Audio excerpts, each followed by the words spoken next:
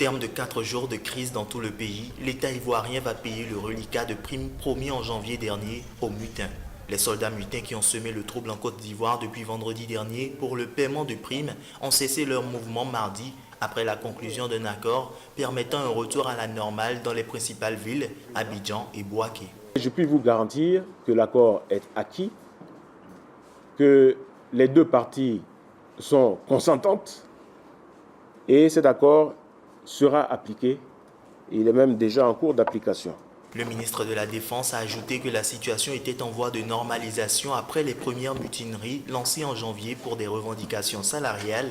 Le contenu de l'accord n'a pas été révélé, mais dans l'entourage des mutins, on indiquait qu'ils avaient obtenu pleinement satisfaction. Tout est rentré en ordre.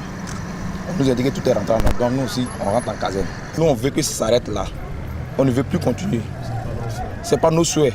On dit chaque fois, on se lève et puis maintenant, on tire dans la ville, vraiment. C'est pas nos souhaits. À Bouaké, la ville semblait reprendre avec plus de boutiques ouvertes que la veille. Les mutins étaient encore en position aux deux entrées de la ville, mais laissaient passer les véhicules de manière normale. Depuis ce matin, nous sommes là. On va tenir le corridor comme avant. La sécurité va régner comme avant. Donc à présent, nous sommes là. Tout est au ralenti. Ça va encore, cette somme qui va décaisser, va encore engendrer autre grève. C'est-à-dire que les factionnaires, les autres armées encore vont s'élever encore pour faire la même chose. Donc franchement, ça ne va pas. 2 morts et 9 blessés ont été enregistrés après cette mutinerie. Les mutins sont essentiellement environ 8400 anciens rebelles ayant soutenu le président Alassane Ouattara pendant la crise électorale de 2010 à 2011 et qui ont ensuite été intégrés à l'armée.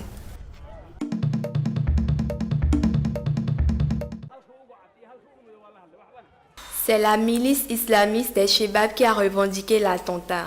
Au moins 3 membres des forces de sécurité somaliennes ont été tués mercredi dans l'explosion d'une voiture piégée à un point de contrôle à Mogadiscio. Une source policière a précisé que 2 des hommes tués dans cet attentat étaient des policiers et que le 3e était un militaire appartenant à l'Agence nationale du renseignement. L'explosion de la voiture piégée a tué 2 policiers et un soldat de l'Agence de sécurité nationale.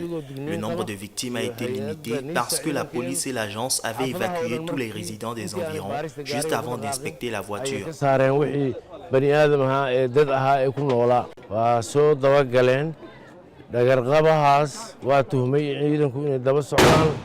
Les forces de sécurité ont suivi la voiture et l'ont arrêté. Le conducteur s'est alors mis à tirer sur les soldats. En réponse, ceux-ci ont tué un des leurs alors que 2 autres sont parvenus à s'enfuir.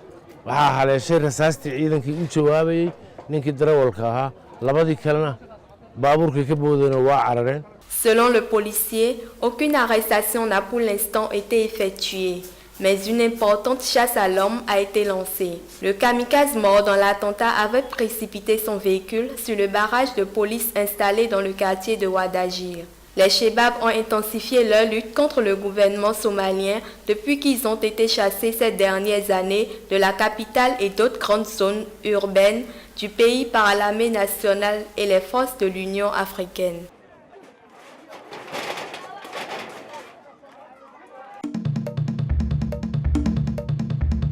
Quelques centaines de journalistes et citoyens ont marché à Culiacán pour demander au gouverneur de l'État de Sinaloa de mieux protéger les journalistes après le meurtre lundi de Javier Valdez, spécialiste reconnu du narcotrafic et pigiste pour l'agence France Presse. Je crois qu'aujourd'hui marque un tournant intéressant où nous, des citoyens en colère, sommes sortis parce que nous croyons que rien n'a encore été accompli. Ce que je crois, c'est que nous avons tout au moins un paramètre de mesure, de quoi commencer afin d'exiger et de dire au gouverneur qu'il doit rendre des comptes. Javier Valdez, 50 ans, a été tué lundi en plein jour à Culiacán, dans l'état de Sinaloa, fief du cartel du narcotrafiquant Joaquín El Capo Guzmán, actuellement incarcéré aux États-Unis. Le parquet de Sinaloa a annoncé mardi enquêter sur les possibles mobiles de ce crime, alors que se sont multipliés dans le pays et au-delà des appels pour qu'il ne reste pas impuni.